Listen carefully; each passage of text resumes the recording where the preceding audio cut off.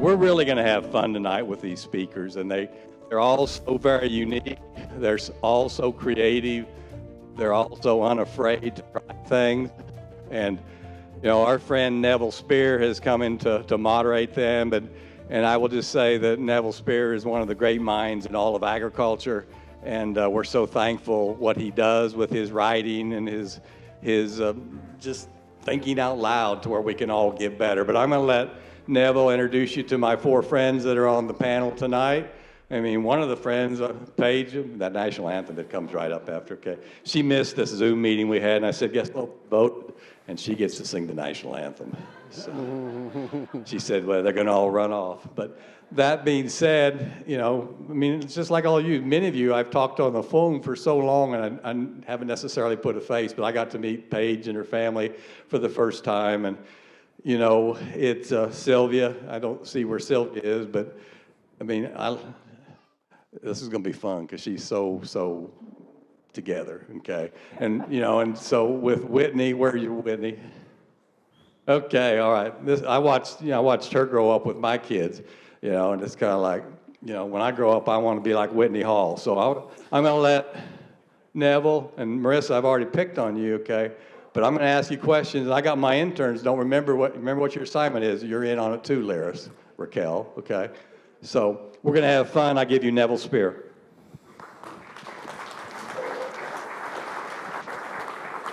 Thank you, Mark. I just want to ask you four ladies to come on up. I'm going to say a few things, and then I'll introduce you. So just kind of make your way on up. Paige, Whitney, Sylvia, come on, and then we'll have you introduce yourselves in just a minute. I want to say three real quick things here before we get started. First of all, it was my unique honor and pleasure tonight to visit with my good friend Ruth Henderson. There is not a day that goes by I do not miss my friend Greg Henderson. He had a profound influence on my life. I loved him. I miss him. He had a profound influence on this industry. And we miss his leadership very much. And Ruth, I know you miss your very best friend. Thank you for being here. Okay. Secondly, are you comfortable? Are you having a good time? You glad to be here? Yeah. Too often, we miss recognizing Mark and Greg and your families and your employees and all of the things that you do to make this happen. And we're very appreciative. Thank you for welcoming us and being hospitable.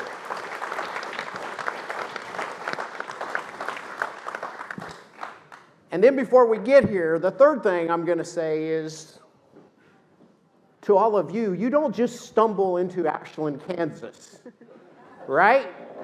You were very intentional about being here. And one of my favorite sayings, and I think it's very appropriate for today, comes from Howard Marks. He says that people drive each other crazy, and in bad times, they depress one another. And I always use that when I do producer meetings to sort of reinforce the fact that you need to stay out of the darn coffee shop, right? You all are going to giggle because none of you ever leave the coffee shop and say, oh, I feel better, right? Okay, and then the joke always goes, and you're going to giggle. As soon as you leave, guess what they're going to talk about? You. That's exactly right. It's different here. Because there's too much negativity out there. There's no negativity at Gardiner Angus Ranch. It's not allowed. Okay? You made the intention to be here. You're learners. You're hunters. You run to eat. You don't run to get away from the lions. You're the lions. So I very much respect you and appreciate you and commend you on your effort to be here because you don't have to be tonight, right? You could have come and looked at the bulls and left and gone back to your hotel and done whatever. So congratulations to you. Okay. With that, we do have this wonderful group of ladies, okay? And I want you to raise your hand, and we'll go around here in just a second, okay? Whitney Hall, I already teased her. She's from Loco, Oklahoma, and see, she's laughing, right? Okay. Marisa Kleysteuber, and she is very glad to be here, right? Okay. Paige Nelson, she gets the award from coming the furthest. She's from Rigby. Did I get that right? Idaho. Okay. She didn't just stumble in here. And then Sylvia Sellard, who's right here at the end. So this is ultimately going to be open discussion. I want you all to ask questions too. I'm going to get us started. But ultimately what I want you to do, and maybe let's just go down, start with you, Paige, okay? Tell us a little bit about yourself, your operation, the fact that you're from Rigby, Idaho, whatever. You know, the important things, you're introducing yourself. And right, the first question we always ask people, what do you do? We'll get to who you are, but tell us, what do you do? Okay. Am I on? Yes. You're on. What I do first and foremost, I have 3 beautiful children, an 8-year-old, a 6-year-old, and a 2-year-old. And that is what I do the majority of my time. In my spare time from that, I am a freelance agriculture journalist. So a lot of times you'll see my work in the Gardiner Angus catalog. You'll also see my work in the Angus Beef Bulletin and a few other regional publications. And I love that aspect of my life because I get to visit with people like you, and I get to meet people like the Gardiner family. And even though we might live 2,000 miles apart, within a phone call, we know each other and we have a friendship. And then when I'm not doing that, I have a cattle ranch of my own that I run with my husband, and then I still go back home and help my parents and my brothers on our cow-calf operation, and we've recently expanded into a finished feedlot, and we have an ownership in a beef packing plant in more central Idaho. So that's what I do. Okay, fantastic. Thank you, Paige. Whitney? So I take care of my family's cow-calf ranch. We have about 850 mama cows, and I've known since I was a little girl that that's what I wanted to do, is take care of cows. So I'm so blessed to be able to get to do that and meet people like the Gardiners.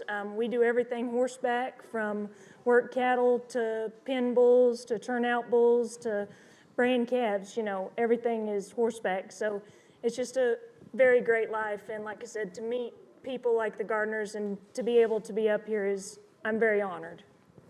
I'm Marisa Kleysteuber, and I'm from Garden City, Kansas. I am very fortunate to be 5th generation in our family around the Garden City area. My husband and I have 2 young boys, not really young anymore. They're 23 and 20 years old. One serves in the Navy up in Washington State, and then the other one's a sophomore down at OSU. And so, like Whitney, I from a very early age knew that I wanted to be a part of the cattle operation and work alongside my dad. And so I spend my days either reading bunks and walking pens and washing tanks to processing, driving a feed truck, working with cow-calf customers. We have a cow-calf operation as well as a finishing feed yard. And so work a lot with cow-calf customers, and very fortunate to work with a lot of you guys and the Gardiners closely. And so just feel very fortunate and blessed to get to do that on a daily basis. Sylvia Sellard. And my husband and I, Rob, we live at Bucklin. And unlike the rest of the girls, we are first generation. So we started with nothing. I can remember sitting in the red sale barn years and years ago at the bull sales. We have a cow-calf operation. We have a feed yard, grower yard. We run about 1,100 cows, and we're at almost every Gardiner bull sale, and we've learned over time. We've learned from a lot of mistakes, but I work in the office mainly, but I have been out in the fields I drive a semi, I've helped to work cattle, I've been in the middle of all of it. We've raised 3 children and now 8 grandchildren who are all under that umbrella and learning all of the ropes about that too. Okay, there we go. Are we done? All right. Now we're going to learn a little bit about who they are before we kind of get into talking about cattle and the business. And I'm going to go alphabetically, so by last name. So Whitney, I'm starting with you. Okay. One of the things, by the way, she said I'm blessed to get to do what I love every single day. How about that, right? We are what we think. I love that, okay? So now, what Whitney didn't tell you is, part of who she is that you were the 2022, right, World's Greatest Horsewoman. You received that award. Congratulations. Yeah.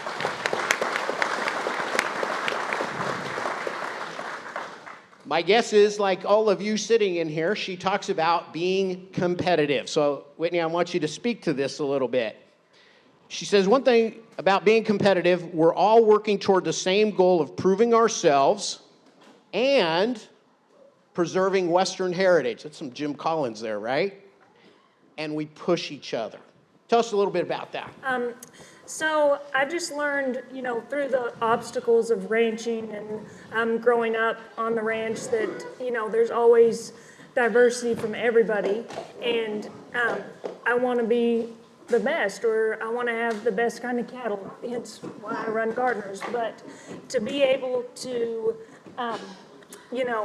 live like that and to grow up like that and to be able to, be around people who are going to make you better, that challenge you every day to be better and to push yourself is just a blessing. Are you starting to hear a theme here? It's people, people, people. With that, Marisa, okay, one of the things she didn't tell you is that her family won the 2022 CAB Feed Yard Commitment to Excellence Award.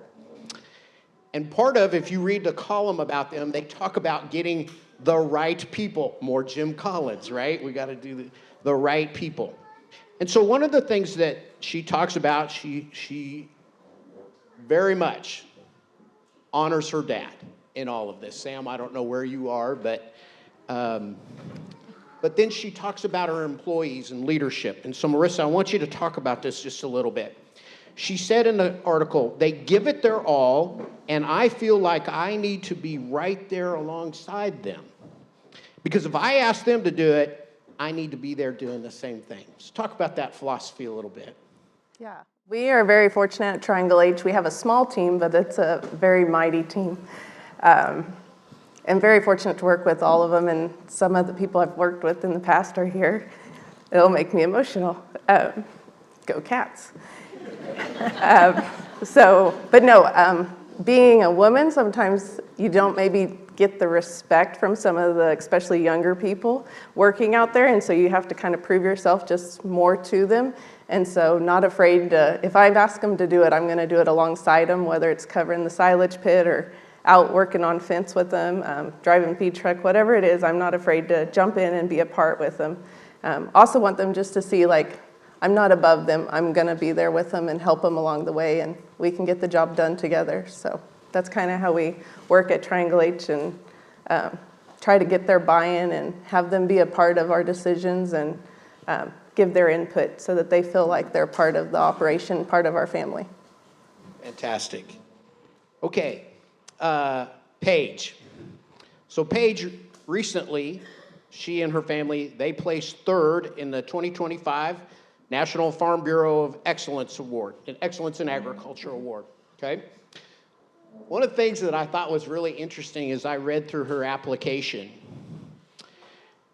she says this, she says, she discussed this sign down the road that reads, her neighbor, okay, not hers, right? One dumb farmer and a cute cowgirl live here. And she notes, it's a stark example of why we need a narrative change. I use my work to professionalize agriculture and build farmers into leaders. It's not about informing them, it's about empowering them. Paige, talk about that. Well, I love what Mark said. You are what you think you are. And sometimes in agriculture, we have this tendency. Another phrase that I hear often within agriculture is, I'm just a farmer, or I'm just a rancher.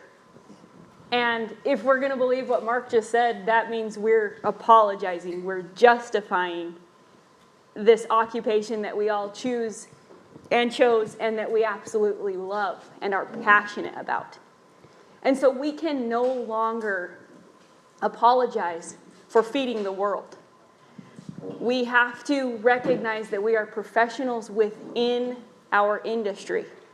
These women up here that I'm so blessed to sit with are professionals, and they're working to improve agriculture so that we can better feed our consumers, which are our neighbors and our friends. And I just really feel strongly that we need to, it's not pride, we don't need to take pride in what we do because we need to be humble, but we also need to recognize our value and that it's not a mistake that we landed in agriculture. It was a legitimate choice, and that we can be empowered, that we are doing our best to serve the people of this world. So Sylvia, that's almost the perfect segue into your business. We just stop right there. Right, well, no, we don't let you off the hook that easily. Good job. I'll just piggyback. But notice that Paige used that word choose or choice several times. You've chosen this occupation. You didn't just land in it. You chose it. And it's interesting that, by the way, first generation, they run 1,000 cows. Okay, and if you go to their website, I encourage you to go to their website. It's absolutely beautiful, and it is conception to consumption, right? And so one thing Sylvia noted is she said, we've made a lot of mistakes that we've had to learn from. Well, that's all of us, right? But I think part of what was interesting to me is that she notes, and it's sort of the coffee shop talk, right? The coffee shop talk always wants you to be status quo. She said, we do things that are not always popular or normal for our area. Right. So sometimes our neighbors make fun of us, right? Mm-hmm. Yeah. Talk about that a little bit and how you deal with that and the pressure from that. Well, and hopefully you can hear me. So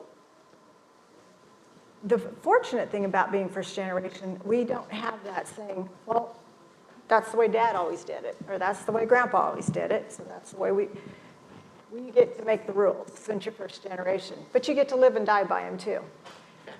So if the decision is bad, it's your decision, it's not Grandpa's decision or Dad's. One of the things that we have done, for our area, we calve starting April 1st, our spring herd. And most of our neighbors are just about done now. And I would say if you're locally from here, you're probably about done calving, and we're just getting started.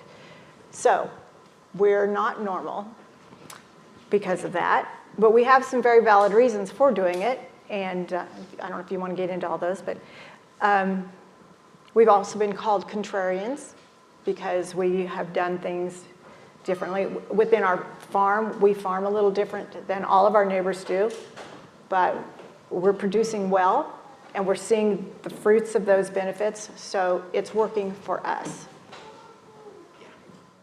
Fantastic. Okay. So you have some essence of what they do and who they are, and now I want to kind of talk about the business a little bit. Let's start kind of digging in to the cattle business. And Sylvia, let's work the other way. We started with Paige the first way. We'll start with you. What are you doing to position your business relative to the next, let's say, what have you done the last 5 years, and where do you see this going the next 5 years? We don't have to do 20 years crystal ball because nobody knows, and we don't even know what's going to happen tomorrow, right? But what do you kind of tell us where you're working towards in your business to go the next 5 years or so? Well, we are in transition within our business. My husband and I are in our mid-60s. Our next generation is coming along and thriving. And so we've brought our children up. They're all independent thinkers, and so we've got a good core coming in behind us. The last 5 years and moving forward, we're drought protecting is very important for us. We're not going to sell our genetics down, sell out our way out of a drought. We're going to hold on to our genetics, and we're always trying through gardeners, and we're trying genomic testing. We're always trying to raise the bar. continually trying to raise the bar, and it has done well. And I don't see that changing for us, but our next generation is, they're much better with the computers, the technology, the spreadsheets, and so where we're handing the baton right now in that transition, they have just taken it and made it so much better because of where they can take it with spreadsheets and things. We've laid the foundation and they're flourishing. You've actually answered 2 questions in one, so good job. Boom. Okay. So, Marisa? I would say we are in a transition period as my dad slightly slows down a little bit. But he's still very present and we're thankful for that. But just working through as that shift changes, ours is somewhat more of an infrastructure deal. We sold one of our feedlots this past year, and so now we're working on adding on to our East Main feed yard and updating mill and those type of things. But as far as our cow-calf herd, I would say we have not done much with the genomics. We have an index that we rank our cattle and our customers and look at them, and so we've done that historically, but need to look more at doing the genomics and probably will this year on our heifers. But like Sylvia said, just continuing to raise the bar. Gardeners each year just push higher and higher, and so just continue to improve our cow-calf herd and try to, with our customers at our feed yard, continue trying to help their cattle and reach their potential that they have with the genetics that they have behind them. So, Okay. Fantastic. Whitney? In our operation, we are transitioning to having more fall cows. We'd like to have half fall cows and half spring cows. And also my dad is kind of wanting to step down and let me take over the ranch, which is super scary in parts. You know, I like if things go wrong, I can blame him and be like, well, that was your choice, not mine, you know. Learning to take charge and not rely on my family so much, you know, and I mean, rely on them, but to make the main decisions and take the fall. And like they were saying, you know, to be able to be okay with, okay, that was my decision and it wasn't like Grandpa did it, it was wrong, but to being confident and trying to, you know, talk to Mark and talk to all different kinds of vets to learn that what's going to make our program the best program for us, for where we are in the country, for the goals that we want to reach, just trying to make those decisions and do them correctly. Go ahead, Paige.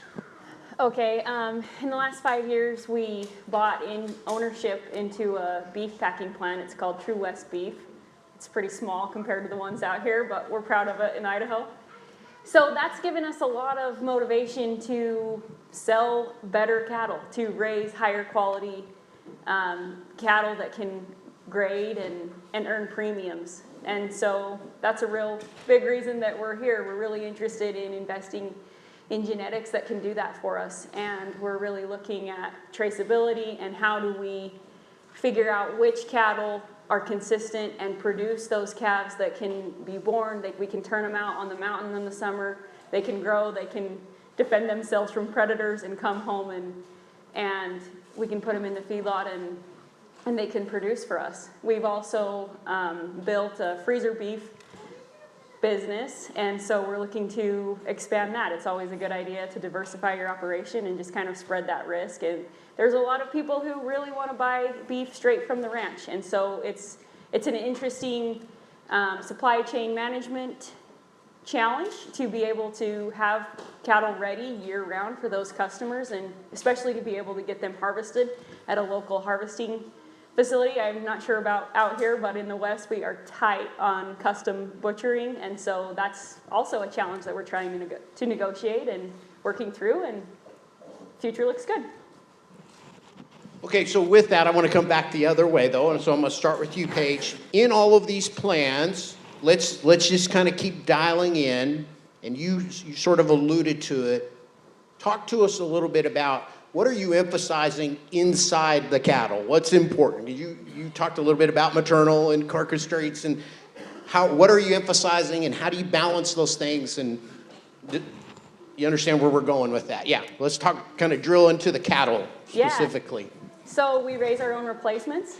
So they've got to, if it's a female, she's got to be fertile.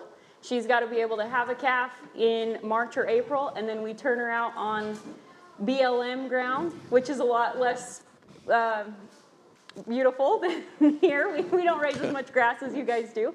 So she's got to be able to milk. She's got to be able to breed back. And then she's got to protect that calf and teach that calf the ways of life out on the range. And then if it's a steer calf, we expect that steer calf to come back, wean, go into the feedlot, and grow and develop intramuscular fat. And we live in a cold climate, so they've got to be able to do that in 30 degrees or below with snow on the ground and a little bit of a north breeze coming at them. And it's a lot. We expect a lot out of these cattle.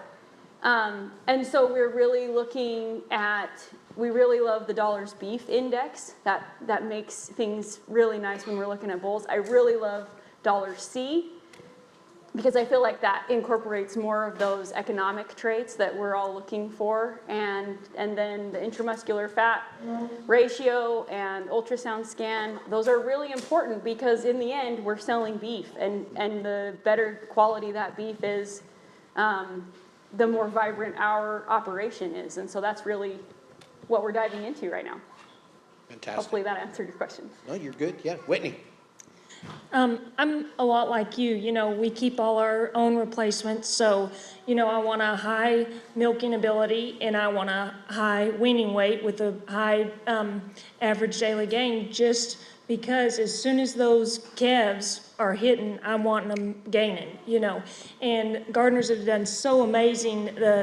It amazes me every time I buy a bull. I'm trying to keep my best bulls for my best cows. And every bull I buy at the last previous sale is better than the bulls that I already have. The genetics are just, every bull's getting better. You know, the calves are small and they're, you know, in 2 weeks they look like little beef calves, you know. It's just amazing how they've done that. But I'm real particular on, you know, their feet and how they're built and how they travel. I want a bull, you know, my dad always taught me, I want them to walk like a horse. You know, I want them to get up and move and cover some country and to be able to do their job. You know, no freeloaders around our place, you know. But so to be able to see something that can grow that fast and then, you know, be a good mother and milk and breed back every year, and to be able to turn around, you know, if they'll breed back fast, roll them to the falls, you know. It's just a really great thing that gardeners have done. I can't say enough about them. But on our operation, with having the spring and fall, we do the same. We retain our females, and our heifers. What we've tried to do is with our when we AI to our heifers, we have been looking at more of an outcross and trying to do more maternal traits on our heifers that we AI, and so trying to keep more of those heifers back as replacements, and then the cow herd itself being more of a terminal herd for us. Definitely looking for more of the terminal, the carcass weight, the average daily gain, definitely looking at the marbling. We have an Angus and Angus semi cross herd, and so with the semi being in there, we've already got some height to our cows, and so we try to keep more of a moderate cow size. And so looking at the yearling height, like out of 0.5, we don't want them to be above that. We try to look at feet scores and look at them out here in the pen, or Dr. Speer is really a great resource of helping us if we're not able to get down here. But calving ease needs to be there. We just check them morning and night and expect them to be able to take care of it. Being good mothers, we probably don't put as much emphasis on the milk. With the semi, we have enough milk there in the herd. But marbling, dollar B, the ROI, we pay a lot of interest in it. My husband and I have a cow-calf herd as well, and so as our operations and we look at the succession plan and how we work together, we've had discussion of maybe the Triangle H herd being more of the retaining and the heifer replacement, and then his side of the operation being more of the terminal, so then we could really focus on the bulls being at particular areas that we purchase.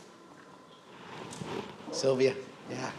Well, we don't particularly run a moderate cow.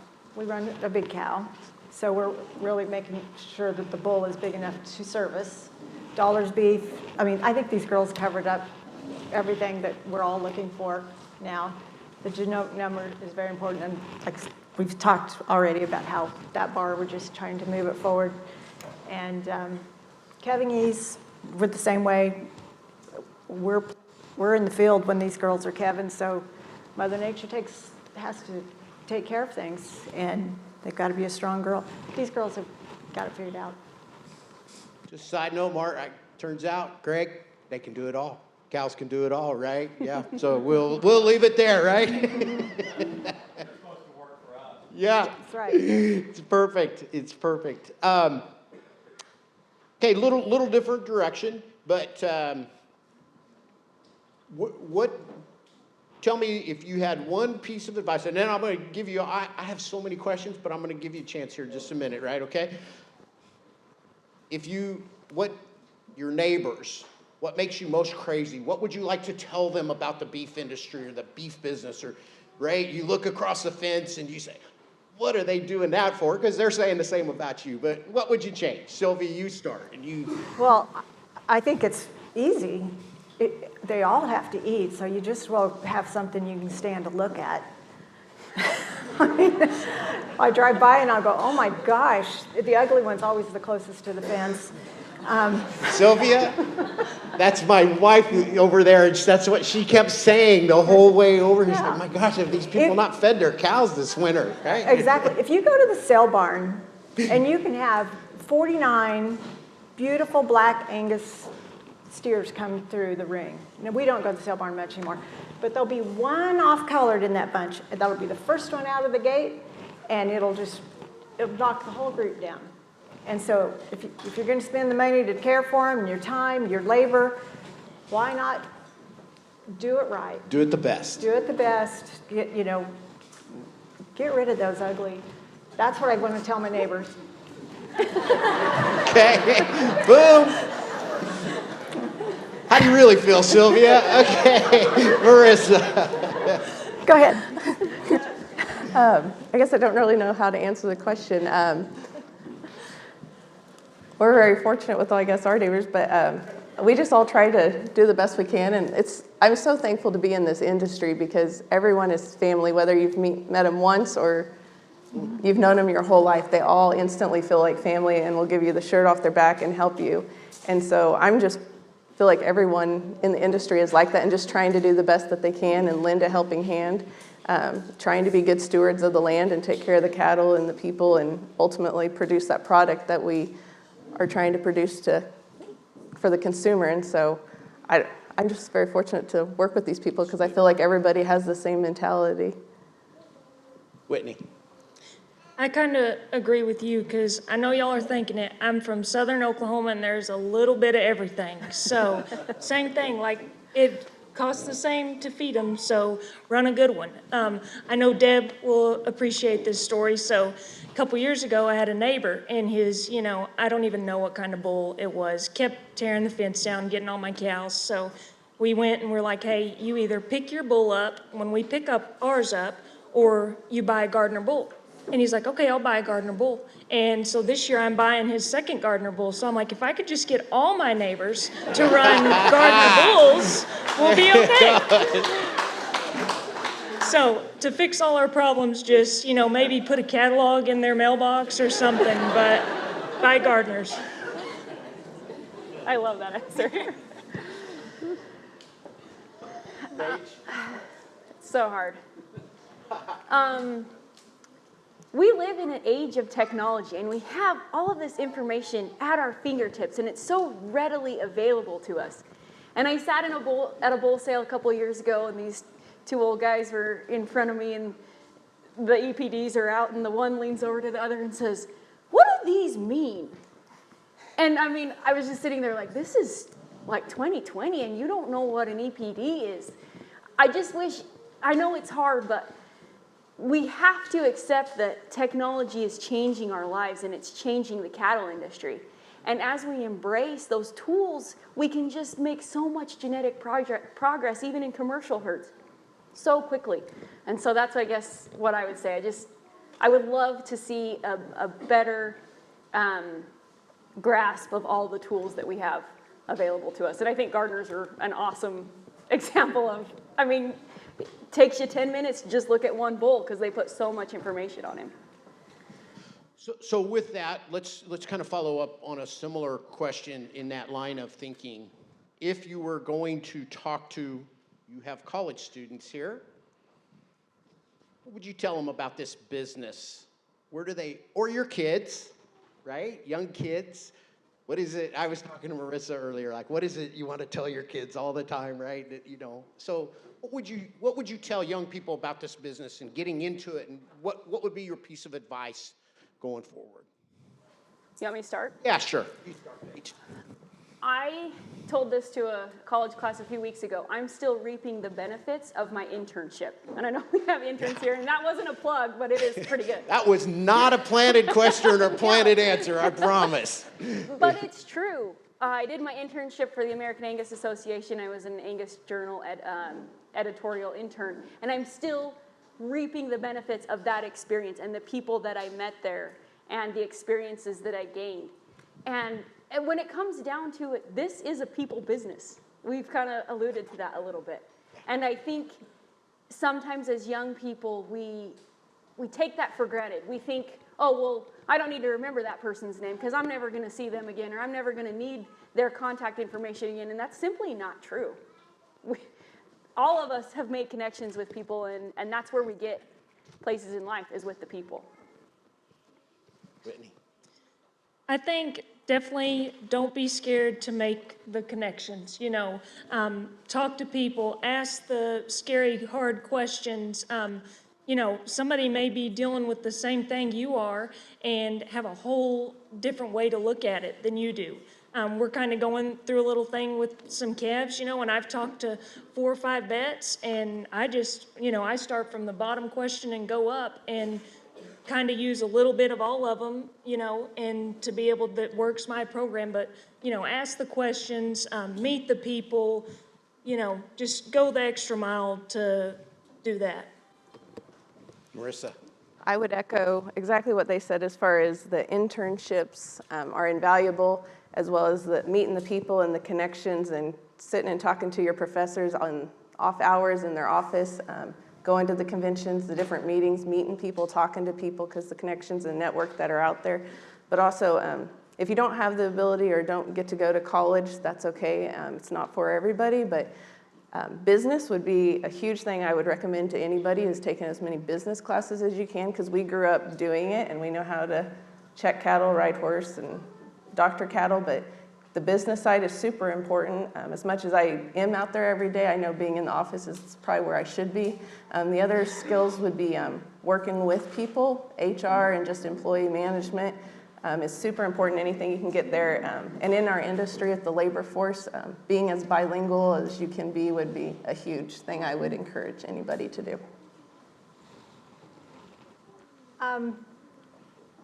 Experience is everything.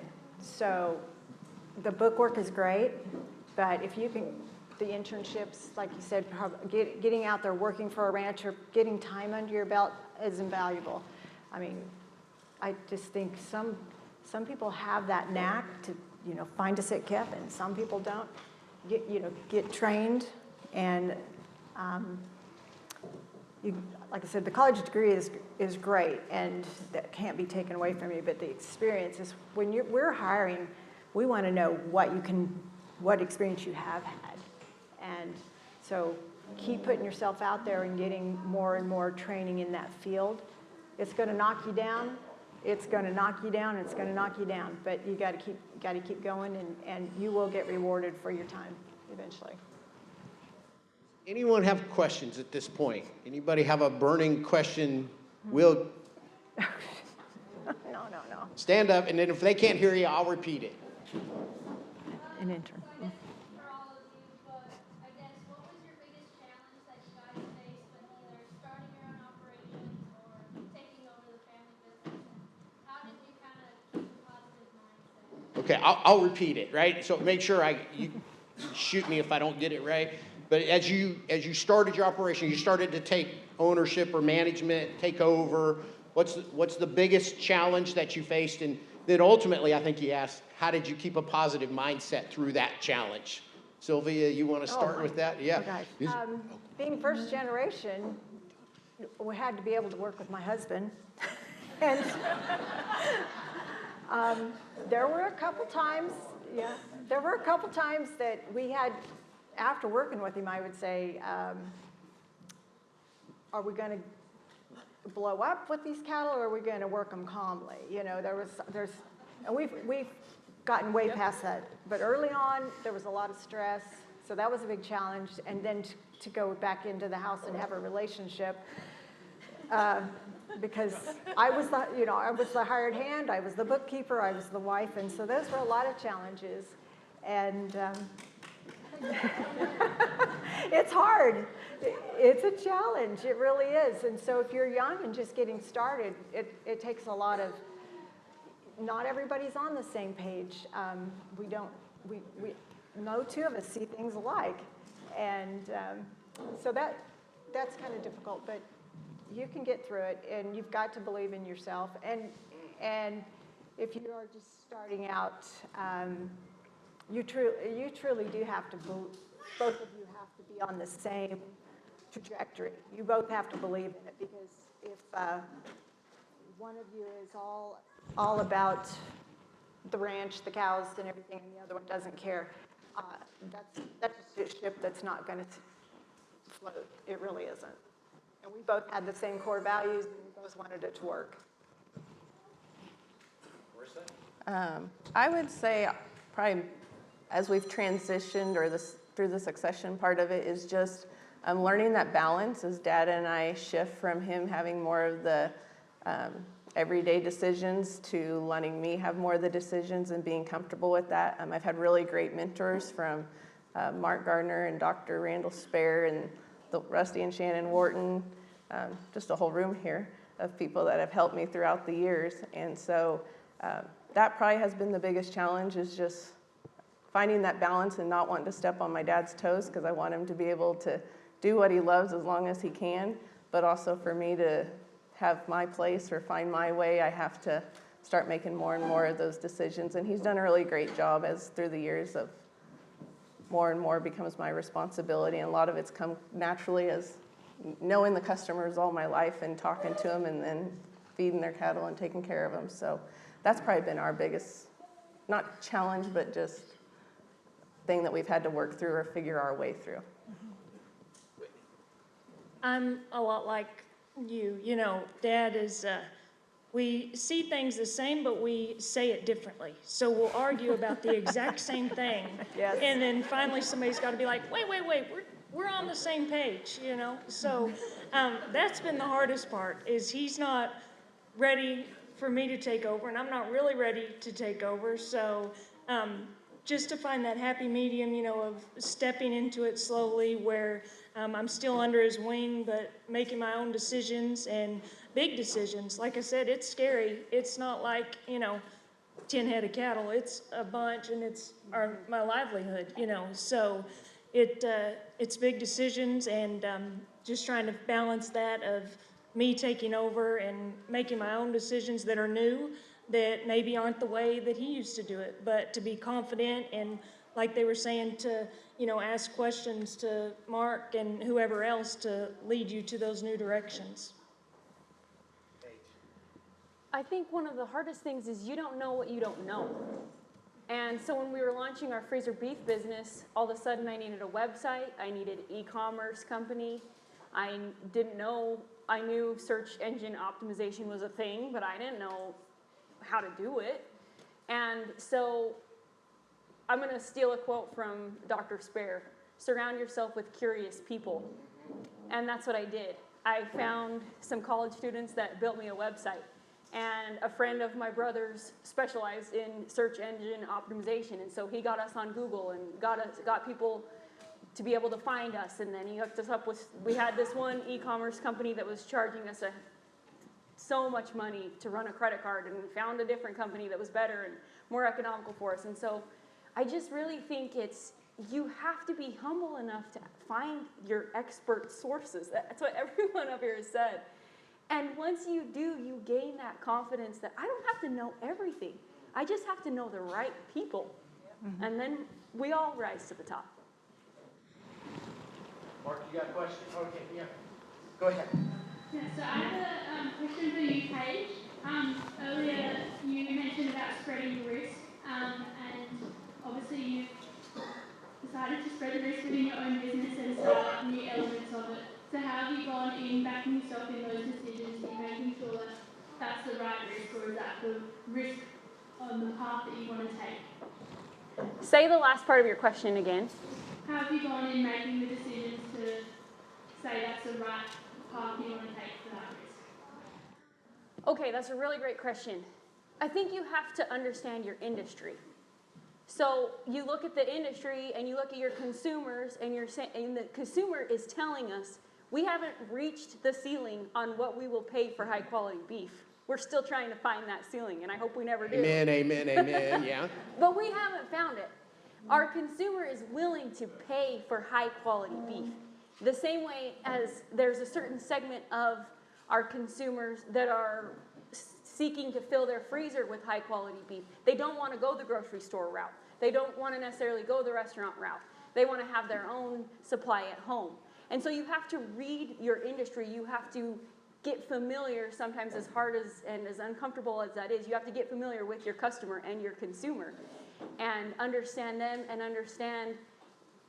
evaluate if that's a risk you want to take.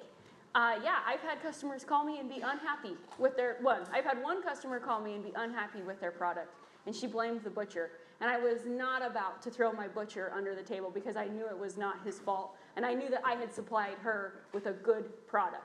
So I said, yeah, I'll take your beef back. So I had to meet her like 2 hours away from my home. I told her to bring the beef in a cooler. She brought it in the back of her trunk, wrapped in blankets. It was just not a great situation, but I thought, this is not something that I'm willing to burn the barn over. Well, as we're talking, they live in dairy country, and they're used to eating Holsteins for their freezer beef, and so my high-quality Angus tastes a little different, a little bit more white than red. And it was just a great learning experience, and it was kind of a reflection time where I was like, is this really what I want to do? Do I want to deal with people who don't appreciate my product and the blood, sweat, and tears that have gone into creating this product?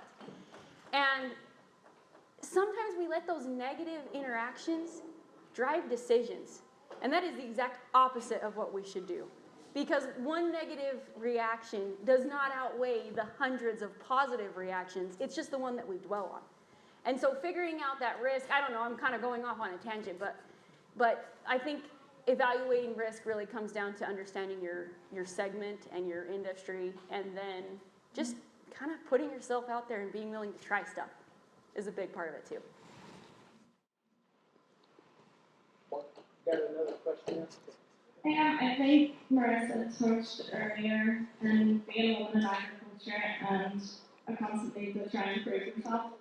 And do you think that this was an easy hurdle to get over? Do you still think that you're faced with this issue today? If I understand your question, which is a great question, do I feel like I'm kind of over the hurdle of proving myself?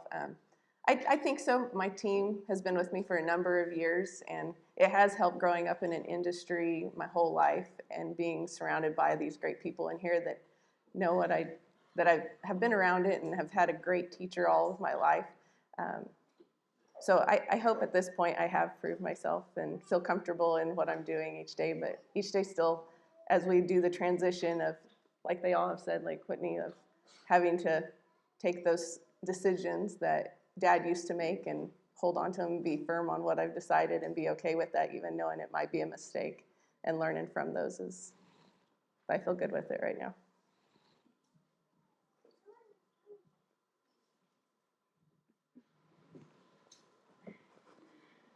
We've spoken a lot to the quality tonight, the quality of starting from that calf operation in the genetics that we choose.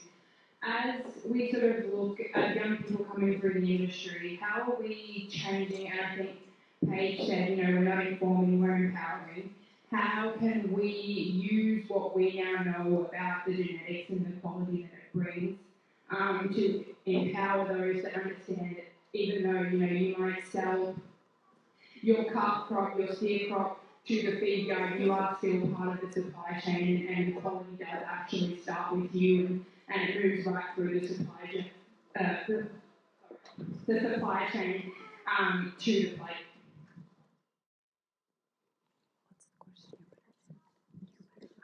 Who wants to tackle that? Go ahead. Yeah. We'll let all of you tackle that. Yeah, because we all are part of the supply chain. Yeah. I think the best thing that helped me is I went to school at WT. I know, sorry, no K-State.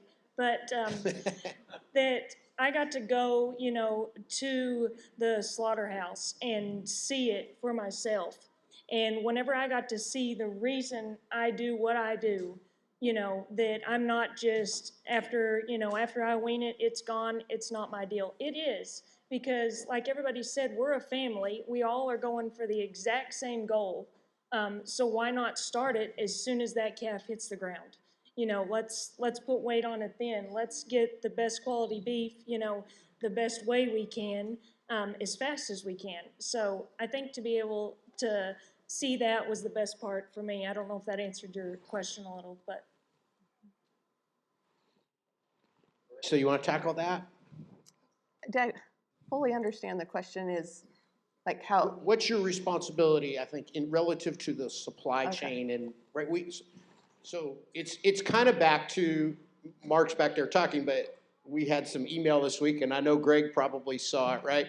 We joke about the commodity curmudgeons, right? Who just kind of, in the commodity business, they forget it. I think, is that kind of where you're heading the question? Okay. Right? We ultimately, if we're going to derive value, we need to be more responsible to the supply chain, all of us. So what do we need to do in order to facilitate that? Am I doing okay? All right, I will make sure. Thank you.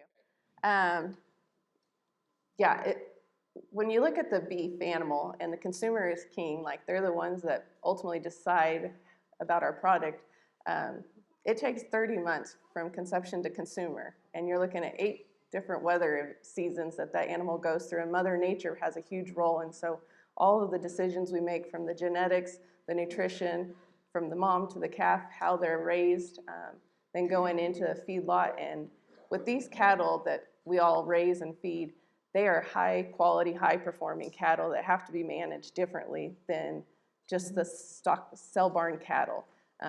So we take a slower time on stepping them up on their transition rations at the feed yard. We delay their processing time, let them get up on feed, working with our cow-calf operators on what their health program was, so we're not duplicating, but making sure they have a solid health program when they're at our feed yard. With these cattle, with what they consume, they have more digestive issues as they finish, and so we actually run a higher roughage level in our finish ration with 12% dry matter basis, and so helping decrease or try to eliminate those digestive deads later in the feeding period. So every little thing, how we handle the cattle, all affects that ultimate eating experience for that consumer. Whether the customer still owns the cattle or we have purchased the cattle, we have an index that all the cattle because we want to give as much information back to that producer. And so when we initially process those cattle, we actually record the ranch tag along with any other ID that's on them in our ID system and their initial weights. We then are sending an index back to the customer that ties all their individual ranch tag and their feedlot and carcass performance, and then ranks them, puts them on an index so that hopefully back on the ranch level, you guys can see that difference and maybe not find the top 5%, but look at maybe the bottom 5% when you're looking at culling decisions. But even if we own the cattle or we've bought them from somebody, we still send that data back to the producer so that they can hopefully make improvements within their herd with that data. Well, we get a scorecard. We sell, our herd goes through U.S. Premium Beef. We fed with several there with Triangle H, and they're phenomenal. But you do get a scorecard, and a lot of decisions are made on that settlement sheet as they go through. We're looking at that premium, big time. We're looking at hanging weight and marbling and all of that. And the bar just keeps getting moved on higher and higher. So. I'm going to pick on you a little bit, Sylvia. I've seen some of those grids and everything. Is there a difference? I mean, are all the carcasses the same price? And don't be modest. Talk about some of those dollars above the base price. Well, I don't know, Mark. Do we still have the record? You do. Okay. We have my husband has the highest premium ever through U.S. Premium Beef. Wow.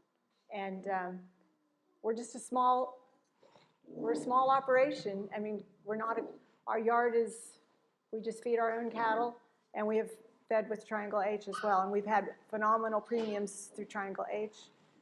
But it's that Gardiner Angus genetics coming along in there. But it all boils down to the scorecard at the end line, and a lot of decisions keep being made as each week. Where's the settlement sheet? Where's the settlement sheet? As soon as it's the text is going out, it came through, Dad. There it is. So. Okay, so she's being very modest, and they do keep score. And does it mean anything to you when you get $496 per head more than the base price? Is that a good thing? Well, of course, it's a great thing, and everything. But we have this little joke at our house that my husband and I still don't feel worthy enough to own a cowboy hat or wear cowboy boots. So, but also, and we've talked with Sam about this as well, there is no premium big enough to cover the weight. So you can send in a lightweight calf, and it's still that total dollars. Pounds pay the bills. I've heard someone say once, pounds matter, but quality pounds matter more. Did I get it right? Yeah. Close enough? Yes. Yeah, that's exactly right. So when we send, if there is a fluke light load that goes in, everybody's like, everybody's like back trailing, like, oh, we missed that one by, you missed chicken by 100 pounds, and that's what happened on that load. But we've pushed the envelope probably the other way. We are sending heavy cattle, aren't we? Yeah. Yeah. Right now, the you got a market question makes it there? work. Okay. Yeah, it works right now. Okay, as new technology surfaces to this advanced industry, what technology has become a staple in your operation, and why would you recommend it to other producers over any other methods? Cool. You young people, that's young people questions. I was going to say, she's young. Wow. That's a young. Who's going to go first? You young people, go. Paige, you want to go first? I just wrote an article in this sale catalog about traceability and EID tags. And we talked about foot and mouth disease, a black swan event like that, the cow that stole Christmas, as Mark liked to say. EID technology is so simple. It's a little button in an ear, and a wand, and it is at the speed of commerce. You can find out where your cattle are, or just even on the ranch. Did we miss an animal? Did all of our animals come through the chute? Are we missing a calf somewhere out on the range? It's such simple, cheap technology, and we can adopt that very easily and very quickly. And I think if we can start with a simple tool like that, it will not be harder. Technology has to pay for itself. So there is a line. Virtual fencing is really exciting out in the West because we have topography and rocks, and it's just fencing. As you guys know, fencing is a never-ending job.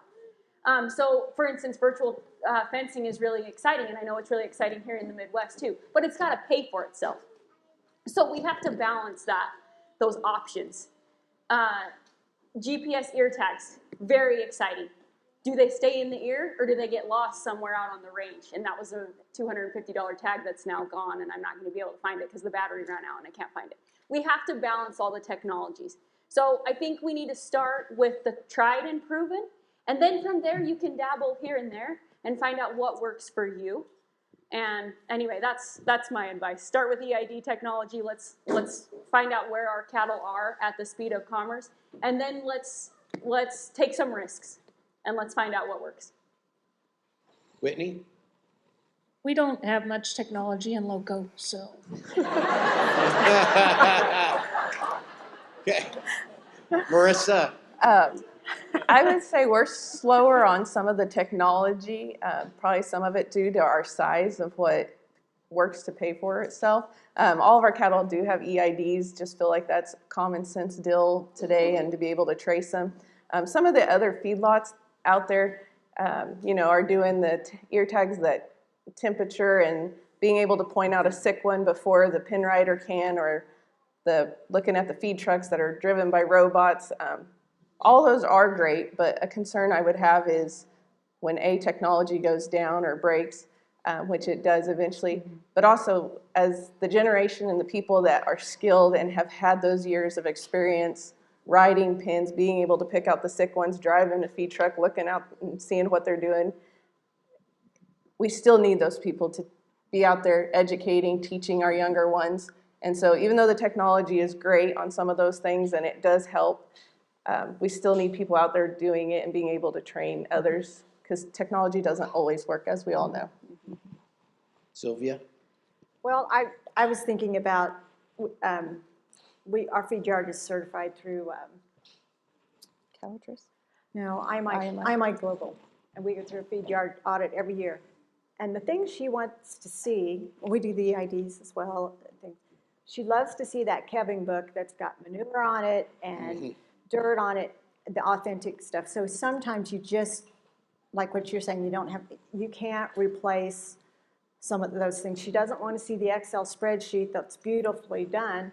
She wants to see the grit that it makes it authentic. And I just don't know if we'll ever be able to get away completely from that, because the guys are out there with the work and they're just trying to keep track of their cell phone, let alone a whole bunch of, the office has the computers and everything, and we want them to be able to be hands-free, and so they write things down. And so when the audit lady does come, she enjoys seeing the blood and sweat on the paper.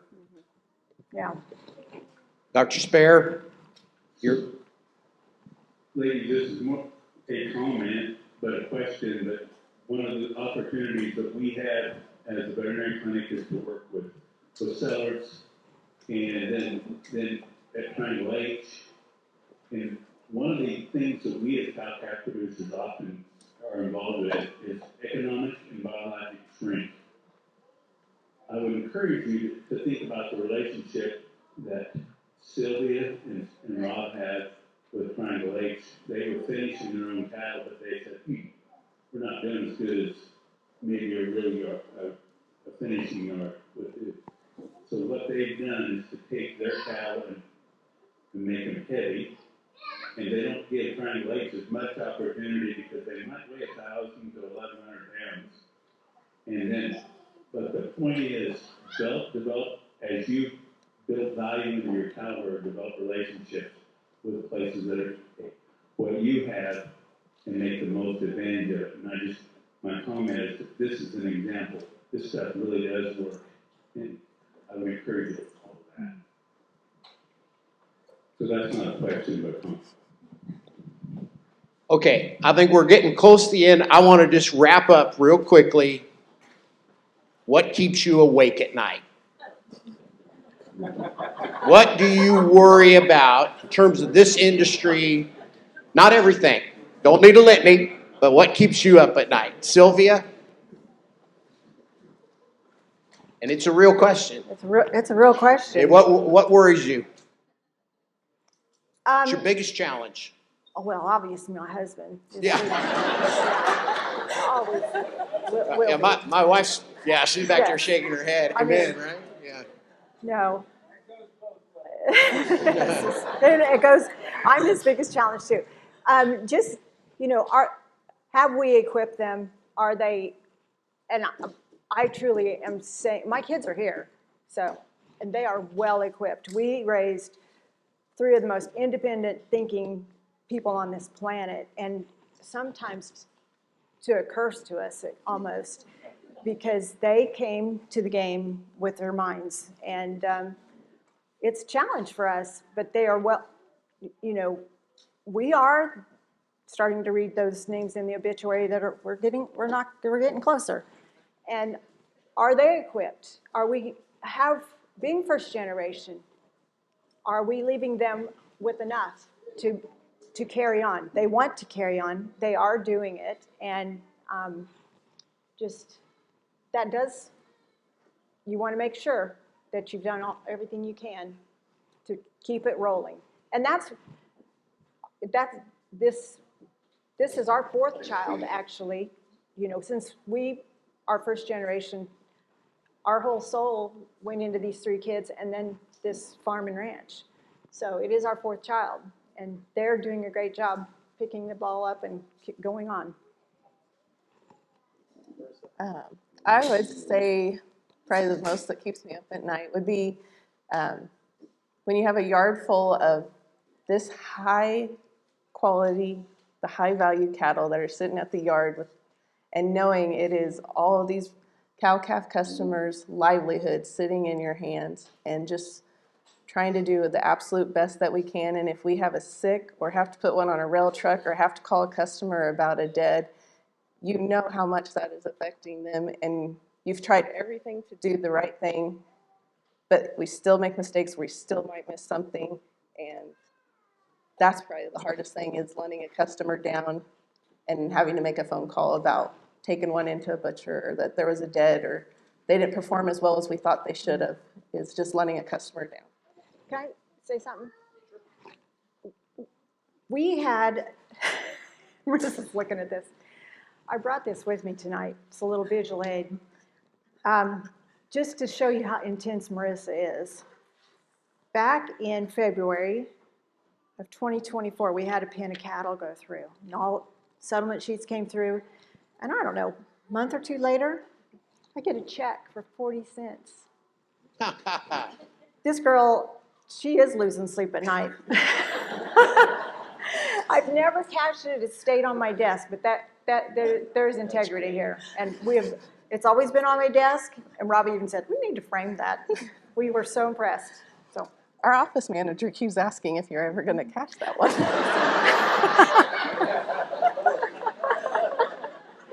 Well, you can see so far. Whitney, what about you? That's great.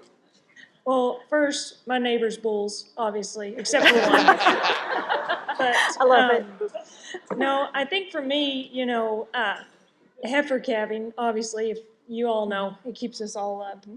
And I think I look at my bulls' EPDs 200 times before I turn my bulls out, because I'm like, oh, please don't put the wrong bull out there, But calf health is a really big deal for us, that keeps me up all the time. Did I miss something? Did I, ride past something, or is something showing signs that tomorrow it's going to be too late?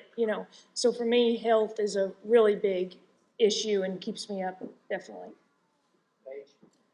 I'm the 5th generation on our operation, our potato farm and our cow-calf operation, and Idaho is one of the fastest growing states in the nation right now. Idaho's been discovered, if you didn't know. And so what worries me is there going to be place for the 6th generation? I'm like you, Sylvia. My family's been at this for so long, I would just hate to see that legacy end. And in addition to your question, when you first said what keeps you up at night, the first thought I had was he's 2.5. But it's really true. I want that 2.5-year-old to have the opportunity that I've had. And there's a lot of scary things out there, and it's just, this is a family, and it's a family legacy, and it's so important that we do this for our children and for their children's children. And so I think that's something that we all have in common, is we just want to see our operations continue to thrive And we don't need to make $1 million. We just need to cover our bases, and that's good enough. All of you made an investment tonight. You invested your time, right? You made an effort to be here. You got the payoff. It was worth it. Always be learning. These ladies are amazing. Plus, we had fun. Give them a huge round of applause. We survived. We survived. You done? Sylvia, Marisa, Whitney, Paige, thank you so much. This was fantastic.